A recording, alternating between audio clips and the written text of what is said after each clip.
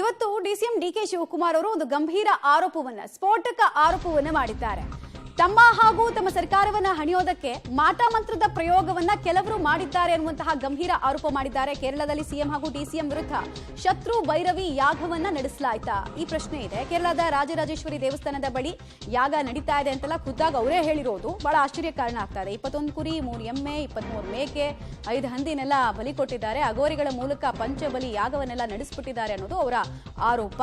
ಈ ಮೂಲಕ ತಮಗೂ ಹಾಗೂ ತಮ್ಮ ಸರ್ಕಾರಕ್ಕೂ ಕುತ್ತು ತರೋ ಪ್ರಯತ್ನವನ್ನ ರಾಜಕೀಯ ವಿರೋಧಿಗಳು ಮಾಡ್ತಾ ಇದ್ದಾರೆ ಅಂತ ಯಾರ ಹೆಸರನ್ನು ಕೂಡ ಅವರು ಕೋಟ್ ಮಾಡಿಲ್ಲ. ಬಟ್ ಶತ್ರು ಭೈರವಿ ಯಾಗದ ಬಗ್ಗೆ ಅವರು ಪ್ರಸ್ತಾಪ ಮಾಡಿದ್ದಾರೆ. ನೋಡಪ್ಪ, ಕೇರಳಲ್ಲಿ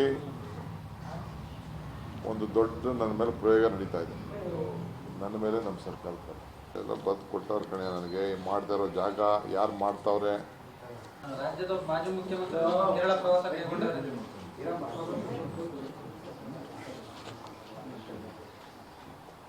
ನಿಮ್ಗೆ ಹೇಳ್ತೀನಿ ಯಾವ ಪೂಜೆ ನಡೀತಾ ಇದೆ, ಯಾರು ಮಾಡ್ತಾ ಇದ್ದಾರೆ. ನನ್ನ ಮೇಲೆ ಚೀಫ್ ಮಿನಿಸ್ಟರ್ ಮೇಲೆಲ್ಲ ಸೇರಿಸಿ ನಡೀತಾ ಇದೆ.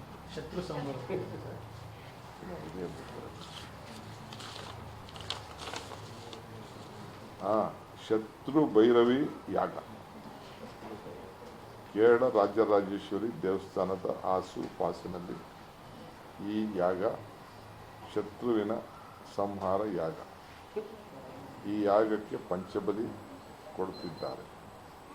ಎಲ್ಲ ಕೆಂಪು ಬಣ್ಣದ ಮೇಕೆ 21, ಎಮ್ಮೆ 3, ಕಪ್ಪು ಬಣ್ಣದ ಕುರಿ 21, ಹಂದಿ 5.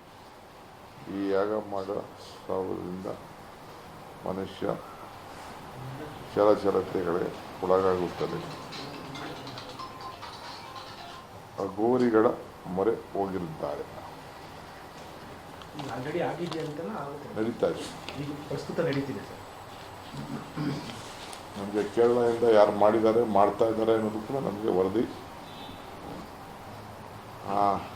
ಪಾಲ್ಗೊಂಡವರು ನಮ್ಮ ಗಮನ ತಿಳಿಸಿದ್ದಾರೆ. ನಡೀತಾ ಇದೆ. ಒಂದು ಚೀಟಿಯನ್ನ ಓಪನ್ ಮಾಡಿ ಇದರಲ್ಲಿ ಈ ತರದೆಲ್ಲ ವಿವರಗಳನ್ನ ಕೊಟ್ಟಿದ್ದಾರೆ ನೋಡಿ. ನನಗೆ ಗೊತ್ತಾಗ್ತಾ ಇದೆ ಈಗಲೂ ಕೇರಳದಲ್ಲಿ ಇಂಥದ್ದೊಂದು ಪ್ರಯೋಗ ಆಗ್ತಾ ಇದೆ. ಕ್ಷುದ್ರ ಶಕ್ತಿಗಳ ಪ್ರಯೋಗ ತಮ್ಮ ಹಾಗೂ ತಮ್ಮ ಸರ್ಕಾರದ ಮೇಲೆ ಆಗ್ತಾ ಇದೆ ಅನ್ನೋ ಕಳವಳವನ್ನ ವ್ಯಕ್ತಪಡಿಸಿದ್ದಾರೆ ಡಿಸಿಎಂ ಡಿಕೆ ಶಿವಕುಮಾರ್ ಅವರು. ಆದ್ರೆ ನಾನು ಇದ್ಯಾವುದಕ್ಕೂ ಹೆದರಲ್ಲ ಅಂತ ಹೇಳ್ತಾನೆ ಆ ಲಿಸ್ಟ್ನೆಲ್ಲ ಓದಿದ್ ನೋಡ್ತಾ ಇದ್ರೆ ವಿಚಲಿತರಾಗಿದ್ದಾರಾ ಡಿಸಿಎಂ ಡಿಕೆ ಶಿವಕುಮಾರ್ ಅವರು ಅನ್ನೋದು ಪ್ರಶ್ನೆ. ಆಮೇಲೆ ಬಹಳ ಜನ ಕೇಳ್ತಾ ಇರೋದು, ಪ್ರಜ್ಞಾವಂತರು ಕೇಳ್ತಾ ಇರೋದು, ಕುರಿ ಕೋಳಿಯಿಂದ ಸರ್ಕಾರ ಬೀಳ್ಸಕ್ಕಾಗತ್ತಾ ಅಥವಾ ಇವ್ರಿಗೇನಾದ್ರೂ ಮಾಡೋಕ್ಕಾಗತ್ತಾ, ಅದನ್ನ ನಂಬಕ್ಕಾಗತ್ತಾ ಅನ್ನೋದು ಒಂದು ಪ್ರಶ್ನೆ. 136 ಸಂಖ್ಯಾಬಲ ಇವ್ರ ಹತ್ರ ಇರೋದು. ಸೊ ಅಂಥದ್ದೊಂದು ಬಲಿಷ್ಠ ಗಟ್ಟಿಯಾದ ಸರ್ಕಾರವನ್ನ ಒಂದು ಕ್ಷುದ್ರ ಶಕ್ತಿಯ ಪ್ರಯೋಗದ ಮೂಲಕ ಮಾಡೋಕ್ಕಾಗತ್ತಾ? ಮೌಢ್ಯ ಪ್ರತಿಬಂಧಕ ಕಾಯ್ದೆ ಬಗ್ಗೆ ಮಾತಾಡೋರು ಈ ತರದ ಪ್ರಯೋಗದ ಬಗ್ಗೆ ಎಲ್ಲ ಸಾರ್ವಜನಿಕವಾಗಿ ಮಾತಾಡ್ತಾರೆ ಅಂದಾಗ ಸಹಜವಾಗಿ ಚರ್ಚೆಯ ವಿಚಾರ. ಹಾಗೂ ಪ್ರಜ್ಞಾವಂತರು ಕೆಲವು ಪ್ರಶ್ನೆಗಳನ್ನು ಕೇಳ್ತಾ ಇದ್ದಾರೆ. ಇದನ್ನೆಲ್ಲ ಇಲ್ಲಿ ಪ್ರಸ್ತಾಪ ಮಾಡಿ ಪ್ರಮೋಟ್ ಮಾಡ್ತಾ ಇದ್ದಾರಾ ಅಂತ. ಎನಿವೇಸ್ ಯಾರು ಮಾಡಿದ್ದು ಅಂತ ಹೇಳಿಲ್ಲ, ಸಸ್ಪೆನ್ಸನ್ನ ಕಾಯ್ದುಕೊಂಡಿದ್ದಾರೆ. ಮತ್ತು ಯಾರು ಈ ಚೀಟಿಯನ್ನ ಕೊಟ್ಟಿದ್ದು, ಯಾಕಾಗಿ ಇವತ್ತು ಇದರ ಪ್ರಸ್ತಾಪ ಆಯ್ತು, ಇದರ ಹಿಂದೆ ಇರುವಂತಹ ಲೆಕ್ಕಾಚಾರ ಏನು, ಈ ಥರ ನಾನಾ ಪ್ರಶ್ನೆಗಳಂತೂ ಪೊಲಿಟಿಕಲಿ ಎದ್ದೇ ಏಳುತ್ತೆ. ಬಿಕಾಸ್ ಯಾವಾಗಲೂ ನಾವು ರಾಜಕಾರಣಿಗಳ ಬಗ್ಗೆ ಮಾತಾಡಬೇಕಾದ್ರೆ ಪೊಲಿಟಿಕಲ್ ಟೈಮಿಂಗ್, ಅವ್ರು ಯಾವುದೇ ವಿಚಾರಗಳನ್ನು ಪ್ರಸ್ತಾಪ ಮಾಡಬೇಕಾದ್ರೂ ಪೊಲಿಟಿಕಲ್ ಟೈಮಿಂಗ್ ಬಗ್ಗೆ ತುಂಬ ಅರಿವಿಟ್ಕೊಂಡೇ ಮಾತಾಡ್ತಾರೆ. ರಾಜಕೀಯ ಪ್ರಜ್ಞಾವಂತಿಕೆ ಜಾಸ್ತಿ ಇರುತ್ತೆ. ಸೊ ಡಿಸಿಎಂ ಅವರ ಈ ಮಾಟ ಮಂತ್ರದ ಪ್ರಯೋಗದ ವಿಚಾರ ಏನಕ್ಕೆ ಅನ್ನೋದು ಈ ಕ್ಷಣದ ಕುತೂಹಲ ಆಗ್ತಾ ಇದೆ.